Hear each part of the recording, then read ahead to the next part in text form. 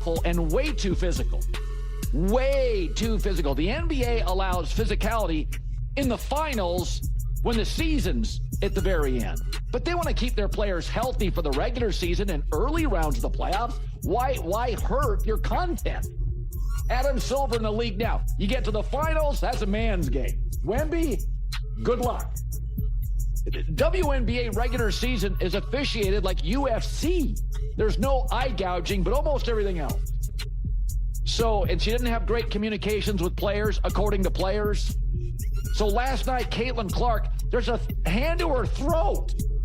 Something snapped the moment that collision happened, but it was not just the hit that sent the basketball world into chaos as outrage spread. Colin Cowherd unleashed a fiery reaction, accusing everyone from the officials to the league of looking the other way, while Caitlin Clark took another hard blow. Was this simply a tough basketball play, or evidence of a much bigger problem? And what happened next? The WNBA has spent the last 2 years trying to answer one question that should have had the easiest answer in sports. Yet somehow, it has managed to turn that simple question into a never-ending debate. Made the debate even louder. How do you protect, promote, and celebrate the biggest attraction your league has ever seen? After another controversial game involving Caitlin Clark, that conversation exploded once again, and this time, one of the biggest voices in sports media completely lost patience. We have a generational talent and a WNBA superstar who had 2 cheap shots right there that weren't called. And I just say again, absolutely unacceptable.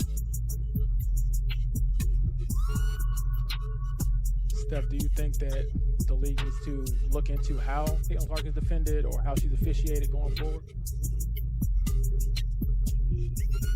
I mean, we spent all offseason looking at officiating.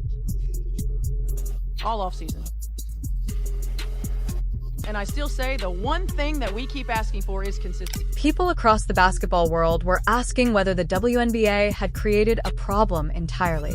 What made Cowherd's comments resonate with so many people was not simply that he criticized one officiating decision. He argued that the latest controversy was merely another chapter in a pattern that has followed Caitlin. That is an extraordinary statement when it comes from someone who has spent decades covering every major American sport. Cowherd has praised commissioners like Roger Goodell, Adam Silver, and Rob Manfred for understanding one simple business principle. When someone dramatically increases interest in your league, you do not make life harder for that person. You protect the product, because protecting your stars ultimately benefits everyone involved. The timing of his criticism could hardly have been more explosive during the Fever's matchup. Another physical sequence involving Clark quickly spread across social media. Fans immediately began debating. How do you paranoid, weird, insular league? And everybody, older golfers were a little annoyed and irritated when young Tiger Woods got all the love and all the coverage. But about, a couple of months later, they went like, hey, wait, the purses have gone up. We're all getting richer, and they got over it. They got over the Tiger thing pretty quickly. WNBA can't get over this. And people are very critical of commissions. Whether officials had once again allowed unnecessary involving contact around Clark's upper body is dangerous, and expressing frustration that replay reviews still failed to produce what she believed were the correct calls. That instantly shifted the conversation away from basketball strategy and toward officiating.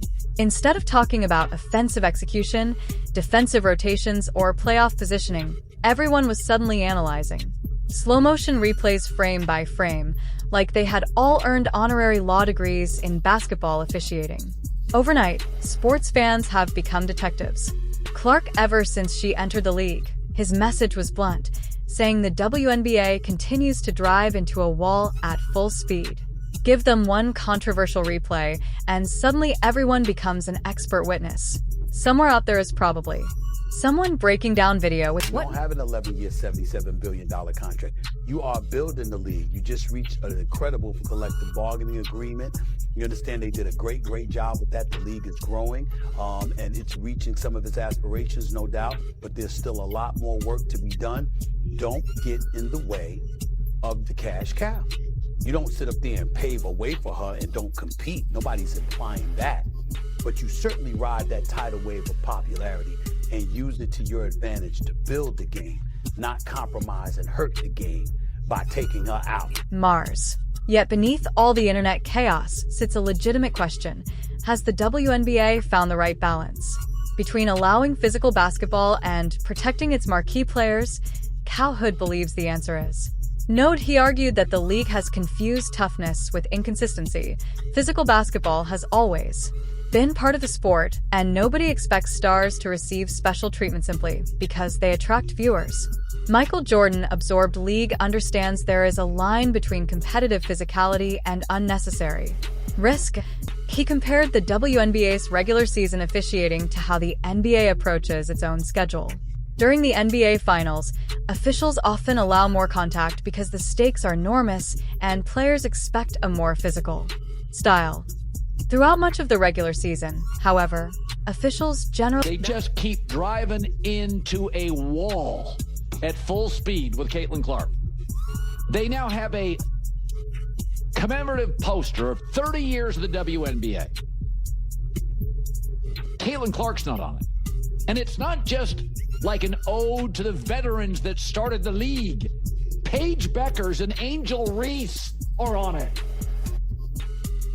And Caitlin Clark's not. You guys, when she broke into the league, you moved her road games to bigger arenas to accommodate the fans. Because the league has every incentive to keep its stars healthy for the long season ahead.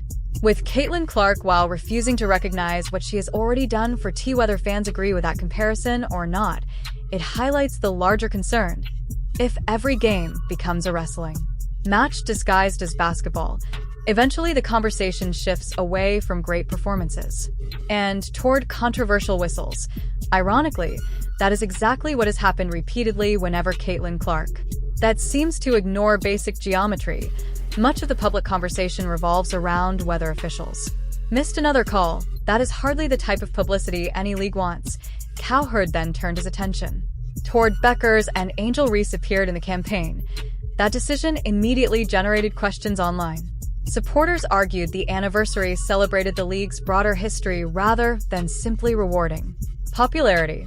Critics countered that omitting the player who has helped produce unprecedented attention. These two teams tangling in back-to-back games, because it got heated 3 days ago when I watched it, was absolutely unacceptable, egregious. Stephanie White used the word, and just unfortunate that, you know, a situation, two situations could go untethered, if you will, and the result was the result. Television ratings and media attention made little marketing sense.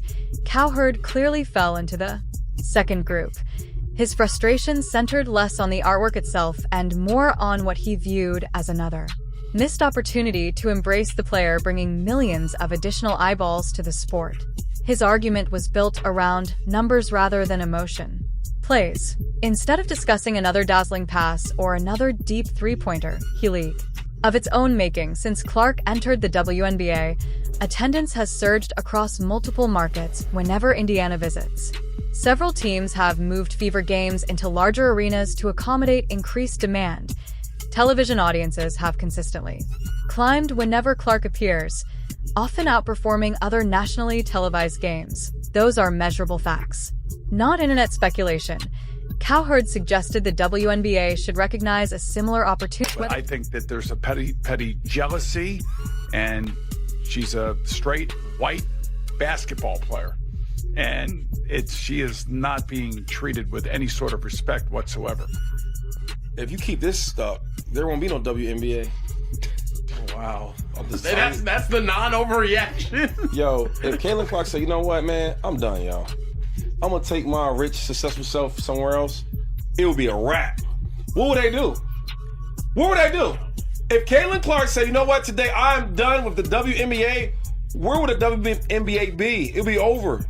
To dominate the headlines, whether that criticism is completely fair remains open to debate. The WNBA today features remarkable talent across the board. A'ja Wilson continues building one of the greatest careers the league has ever seen. Breanna Stewart remains one of basketball's most complete players.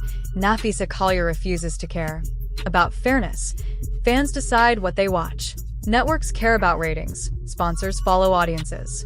That is simply how professional sports operate. The challenge for the WNBA is finding a way to celebrate its entire roster, while also acknowledging that Caitlin Clark has undeniably become one of its biggest commercial. Some believe the criticism directed toward the league has become excessive.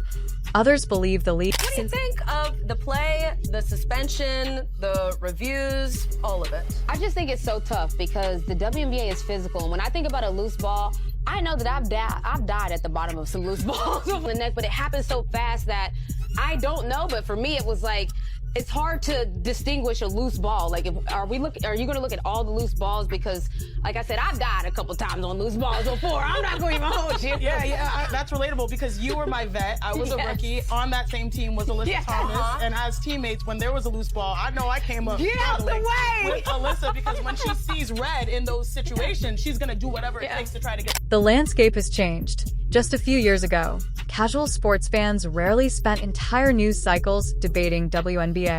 Officiating. Now, television hosts, former athletes, podcast personalities, and millions of fans dissect individual possessions as though playoff series depend on them. In one sense, that represents tremendous progress. People cannot passionately debate a league they are not watching. The increased attention inevitably brings louder criticism, stronger opinions, and far greater scrutiny. Success has a funny habit of inviting chaos along for the ride.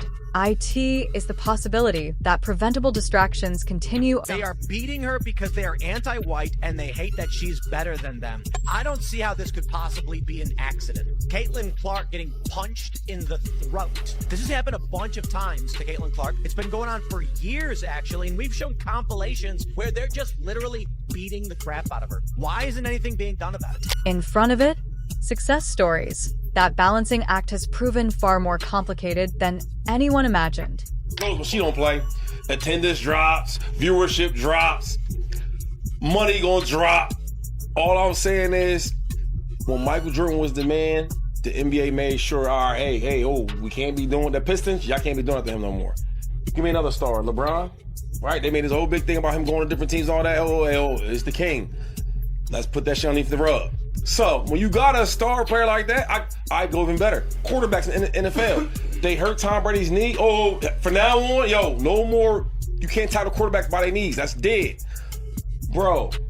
If you don't take care of the young GOAT, what the hell is gonna happen to the